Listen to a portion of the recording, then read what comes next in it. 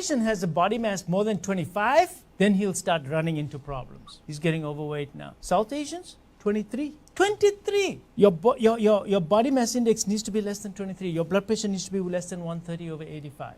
A Caucasian can handle 140 over 90. You can't. You need to know this. So when you go to a doctor, it's not one treatment for all, which is what we tend to do. South Asian walks into my office, a black guy walks in there, a Hispanic walks in there, a Caucasian walks in there, everyone will treat them all the same way. You can't do that. You see, so if a Chinese guy has high blood pressure, he's going to get a stroke, a hemorrhagic stroke. At the same blood pressure that the Caucasian will have nothing wrong. And at that same blood pressure, the poor black guys, they get kidney failure. Go to the dialysis center, you'll see it. So these are ethnic genetics that cause different phenotypes with the same degree of disease. Something going on here because we are all made different. Your genetic background is totally different than the genetic background of Caucasians or Latinos or blacks. They all have their problems. So when a black guy comes into my office, I'm really worried about his blood pressure, and the first test I'm going to order is a kidney test because his creatinine is already elevating at 140 over 90. The Chinese guy that walks in, and if he says, I got this intense headache here, he's got a stroke, he's got a hemorrhage. So you got to know some of these things.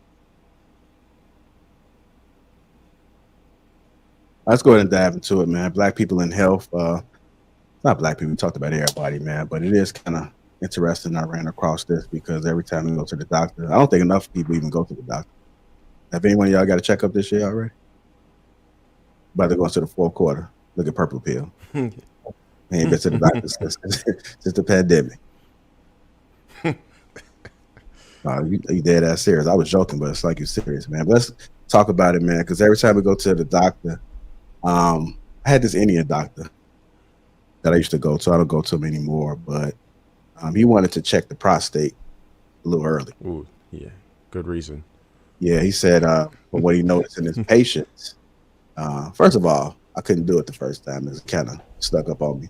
I probably told this story, but I didn't know what he was doing. I was going for a checkup, and I'm like, "What you doing?" I'm like, "Nah, bro, I can't do that. I can't do that." So just to speed through the story, I left. I talked to HR, as a matter of fact, because the HR is a little bit older than me. He told me, he said, "Man, you gotta get your man. I don't know about that. Man, they do what?" So when I went back to the doctor, you know, it's something that you got to do because I'm 56, so I'm probably past the age where it needs to get done. But from what he told me in relation to the video is that black men get prostate at an early age compared to everybody else. I was unsure of that data, but coming across this video, I found it interesting. And I thought for the intro video, we should put this in there because I don't think we promote men, well, everybody going to the doctor, but in particular, since it's King Talk, men going to the doctor.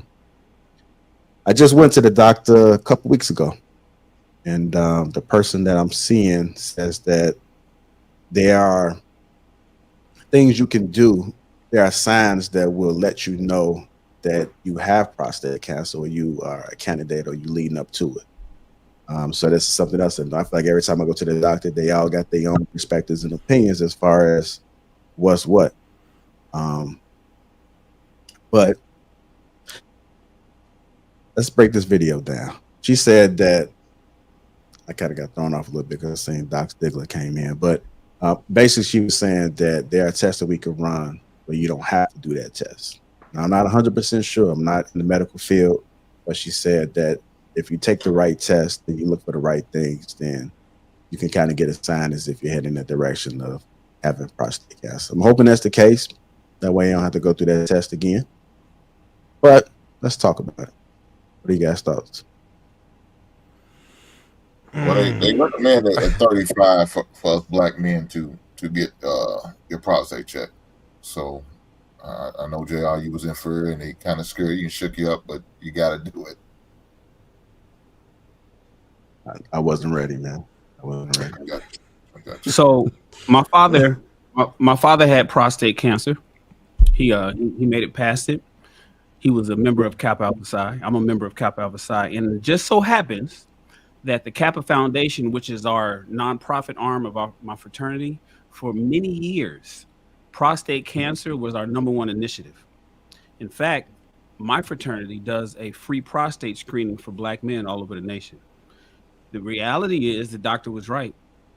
Black men tend to get prostate cancer higher than all other races. Why? I don't know. I'm not a doctor. I don't know the reasons why. I just know the numbers. Why prostate cancer, specifically prostate cancer, is one of the reasons. Is it because our dicks are bigger? Is it because, my father also had high blood pressure right when he died. He died of he died of cardiac complications. He took the jab, died 2 weeks after his second jab. So I'm a conspiracy theorist. We won't get into that, but he did have high blood pressure. He was on medication for high blood pressure. It's one of the reasons why I work out like I do, and I talk about physical fitness like I do. And prostate cancer, my father had. Didn't know it. None of us knew it. He kept it quiet. And we found that out in maybe the last year or two before he passed away. And only found out because he got through it. Remission is what it's called. So we could talk about colonoscopies. I had to get mine done early because I was diagnosed with complex diverticulitis about 5 years ago. I'll explain that later. I'll let somebody else speak. But the reality is black men versus white men versus Asian men versus Middle Eastern versus, Hispanic. We're all different. Physiologically, we're all different, and we all have different needs. And to just have somebody throw a blanket diagnosis across male human beings is bad medicine, in my opinion. I dealt with let me say this. I had to go with my grandfather when he was dealing with colon cancer, and I talk about this usually when I in my show and stuff. I talk about prostate and getting your prostate check and your colonoscopy, because that colonoscopy cancer is a mother, man, and I watched him go through it to the point where he couldn't control his bowel movement. It would come, he wouldn't know because he was so numb. He had no feeling no more down there. And I was on my way to take him to a doctor visit, and he had an accident in my car. And it was kind of embarrassing. You know what I'm saying? It was embarrassing for him. So I had to make sure I took him in the house, get him in the shower, get him cleaned up, and then go out there and clean up my car and get it detailed. But, it was rough, man. I mean, it was to the point where he liked to stay downstairs by CB radio and just hang out and hang on CB. He would have a bucket downstairs because he would just sit on the bucket most of the time because he would never know when he has to go to have a bowel movement. It was that bad. So I first had my colonoscopy when I was 43, and so they recommended me that early because of my history. My dad had to deal with it. My grandfather had to deal with it. So I had to make sure I had to take care of myself. And if you get it detected early, it's curable. So definitely, try to get it early as possible. Did you lose your grandfather? Yes, sir. Yes, sir. He did eventually pass because of colon cancer. So